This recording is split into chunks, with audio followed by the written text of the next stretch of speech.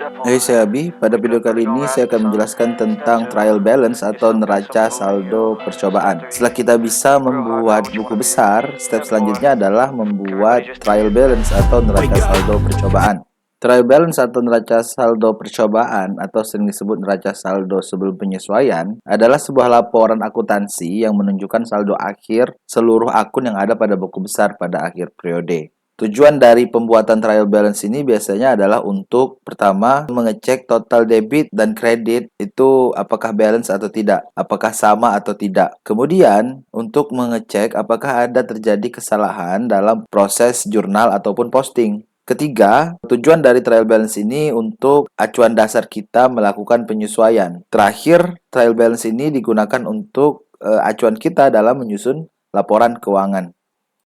Baik, beginilah tampilan dari neraca saldo percobaan atau trial balance. Dimulai dengan judul, terdiri dari 3 baris. Baris pertama nama usaha atau nama bisnis. Kemudian baris kedua itu adalah nama dokumen atau trial balance, atau bisa diganti menjadi neraca saldo percobaan. Kemudian baris ketiga dari judul adalah akhir dari periode tertentu ya. Misalkan akhir dari bulan, yaitu berarti tanggal akhir dari bulan tersebut. Kemudian kolom pertama yaitu daftar akun. Daftar akun di sini akan memuat semua akun-akun yang ada pada buku besar dan diurutkan dimulai dari aset sampai dengan beban-beban. Yang pertama adalah bagian aset, kemudian utang atau liabilitas, kemudian modal, kemudian pendapatan, dan terakhir adalah beban-beban. Kemudian ada kolom debit dan ada kolom kredit.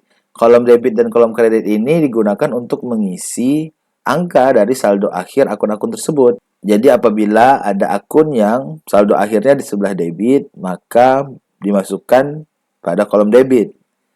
Dan apabila ada akun yang total akhirnya di sebelah kredit, maka dimasukkan di sebelah kredit. Untuk mengingatkan atau memudahkan kalian dalam menentukan akun tersebut bersaldo normal di debit atau kredit, gunakan trik dealer. D. Dividen, E. Expense, A. Aset, itu di sebelah kiri atau sebelah debit. L. Liabilitas, E. Ekuitas, dan R. Revenue itu adalah sebelah kanan atau di sebelah kredit.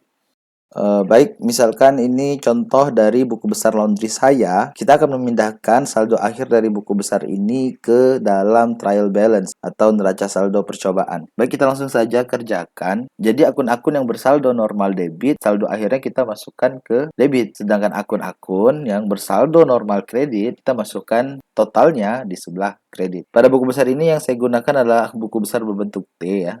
Jadi sedikit lebih simple. Kalian bisa menggunakan buku besar bentuk T, atau staffel, atau scontro, atau 6 tabel. Itu disesuaikan dengan kebutuhannya. Pertama, kita akan masukkan akun-akun dengan tipe aset. Ini saldonya, saya masukin. Saldo akun kasir 58.500, dan saya masukin di sebelah debit ya.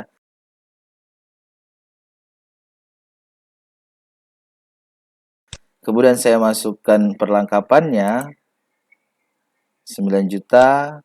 Kemudian peralatannya adalah 25 juta. Kemudian saya masukkan akun dengan tipe liabilitas, yaitu pertama ada utang dagang 10 juta, kemudian utang banknya 25 juta, yang ini ya. Kemudian saya masukkan akun modalnya, yaitu 50 juta. Kemudian pendapatan juga di sebelah kredit ya. Kemudian saya masukkan pendapatannya, yaitu 10 juta. Kemudian saya akan memasukkan akun dari beban-beban ya. Yang utama ada beban perlengkapan yaitu 1 juta. Kemudian beban gajinya adalah 1.500.000 rupiah. Kemudian kita total. Ya, begitulah pengerjaan dari trial balance atau neraca saldo percobaan. Jika bermanfaat silakan like, share. Jika ada sesuatu yang ingin ditanyakan atau disampaikan silakan komen. Terima kasih.